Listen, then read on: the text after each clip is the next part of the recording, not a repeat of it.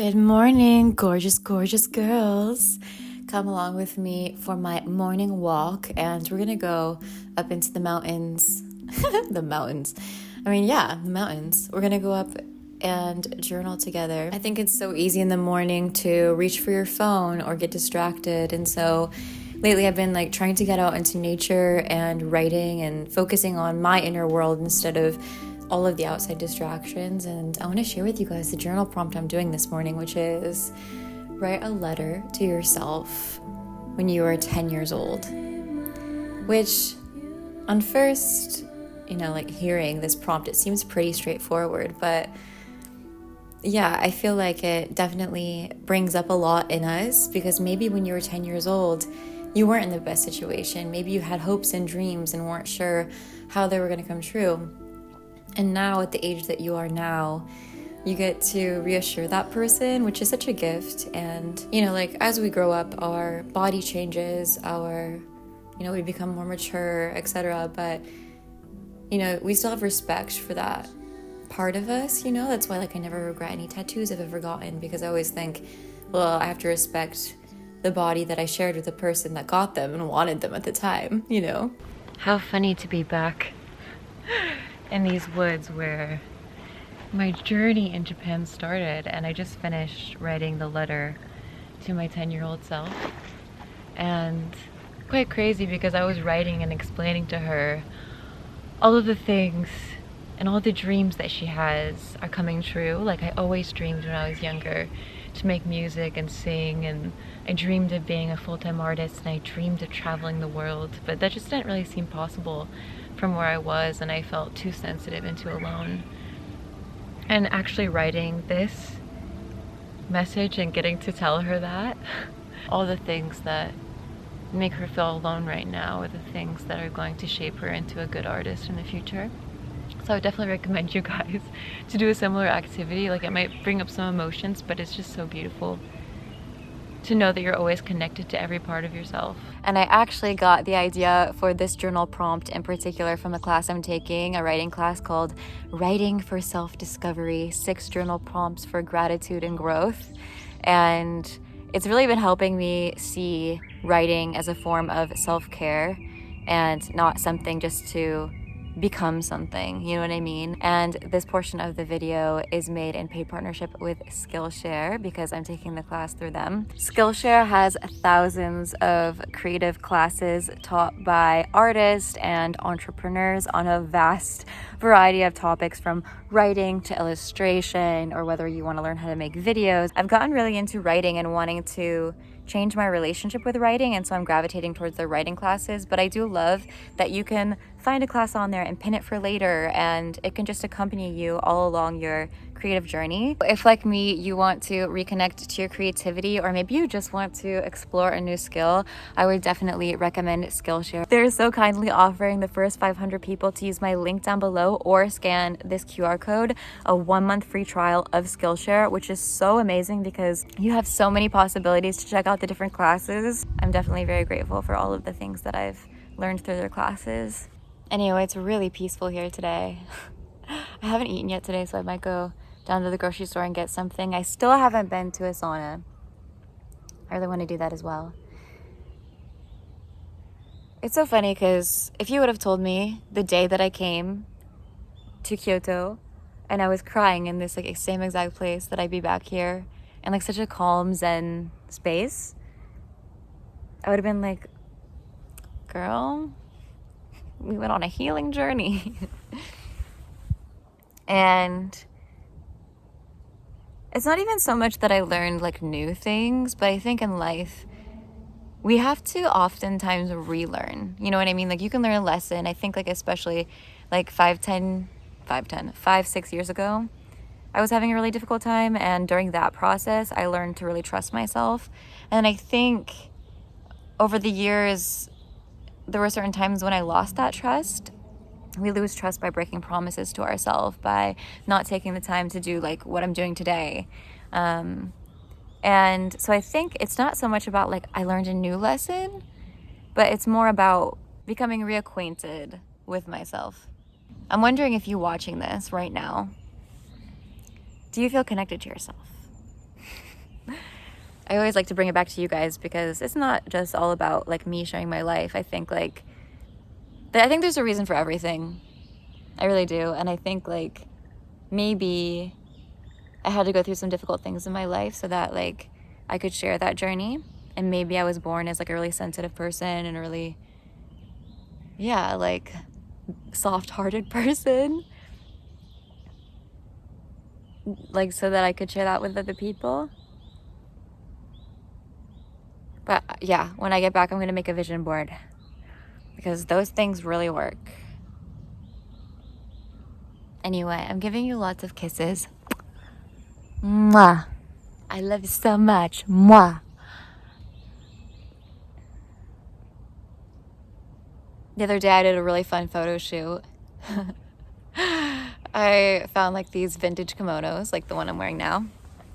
And I like stood next to my artwork and I was posing, and I know that sounds like such a small thing, but like doing that, just like doing little photo shoots or taking yourself on adventures. I think the universe is really playful and we forget that. Like, did you hear the bird singing? He was having fun. We need to be having more fun all the time. Check, please. That evening, I tried a dish I've been dying to try ever since I got to Japan. I totally forgot the name of it and I can't figure it out or find it anywhere. So if you're watching this and you know what it's called, basically it's like ramen, but you dip the noodles into this separate bowl of the sauce. And this one was chicken flavored and it was really good. And yeah, I'm still very bad with chopsticks, so it's quite humbling, but yeah, like putting myself outside of my comfort zone has been quite fun. Good morning, gorgeous girl. Should we practice some of our Japanese today? Okay, let's have a fake conversation. Duolingo keeps yelling at me because it's like, you haven't been back, and I'm like, I'm busy, girl. It like sends me emails that is like, it says in French, ton japonais devient rouillé, which means like your Japanese is becoming rusty. And I'm like, I'm in Japan. It's not becoming rusty. I have been talking to people, but they oftentimes don't understand my pronunciation. Oh, genki desu ka? Ah, genki.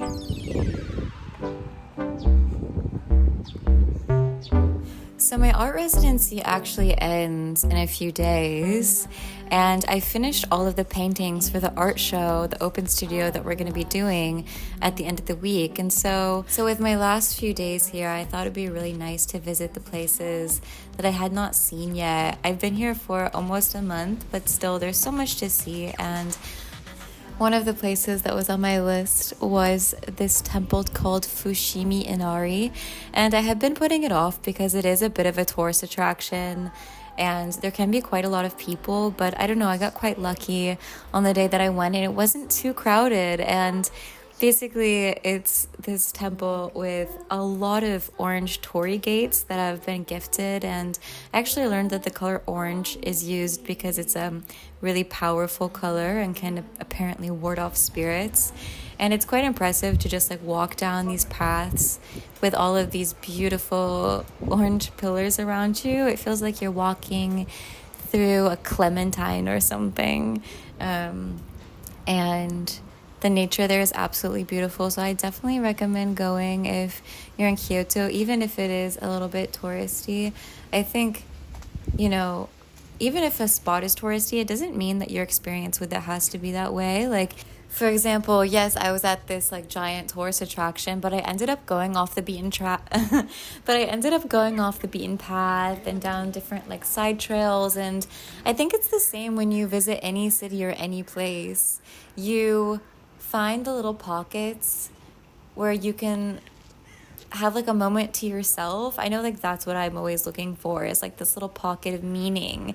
And it's truly that, I think. It's the meaning that you give to something that makes it special. You know what I mean? And I think that's something that I'm always reminded of whenever I travel anywhere, is where can I find this pocket of peace and connection with myself, even if there's a ton of people around me. And as I was wandering, I actually came across a graveyard. And as I always do whenever I come across graveyards, I like to sing. I will sing to them because no one ever visits graveyards and sings. They visit graveyards and cry or talk, but do they ever get to hear any music all the way up here? I don't think so. Je t'aime, tout le monde qui écoute. Vous êtes si belle et gentille. Je t'aime, tout le monde qui écoute. Merci de m'avoir écouté. Je t'aime, da da da da. Tout le monde qui écoute. On t'aime avec en gentillesse. Merci d'être si gentil avec moi, même si on ne se connaisse pas. That evening, I was invited to go to a Butoh contemporary dance performance, and I was so excited for this, you guys, because a long time ago, I actually watched this movie called Cherry Blossoms, and it was all about this woman who wanted to learn this Japanese style of dance, but her husband was like, no, that's frivolous, and then she ends up passing away, and then he goes and learns it for her in memory of her, and it's a super touching movie. Sorry, I just kind of ruined the ending for you, but it was so funny because I was in line to see the dance performance, and there was this woman who was there, and she's like, oh, I came because I saw this movie, and it's not like a super well-known movie, and we ended up becoming really fast friends after that. We sat together, we talked about the performance together, and she just was really amazing. And the performance as well was super cool, and it was especially cool, and I'm really grateful for all of the sort of underground places I've gotten to discover in Kyoto. I feel like a lot of times you could probably come here and just like do the touristy stuff, but I've gotten to experience a lot of the sort of cool underground scene here, and it's been quite an adventure. But I just want to thank you guys so much for your support, for coming along on this journey with me, and I hope that you guys will journal. I hope that you guys will take some time for yourself, and I really hope that you guys liked coming along and hanging out with me today. So if you would like to see more videos from me, you can subscribe for videos every Tuesday, and I will also link my Instagram, my art shop, etc. if you want to find me other places online. And if you made it to the end, leave me a comment that says life is magical, because that's what we want. Life is magical. All right, I love you guys, and I'll see you very soon on the Purple Palace. Bye.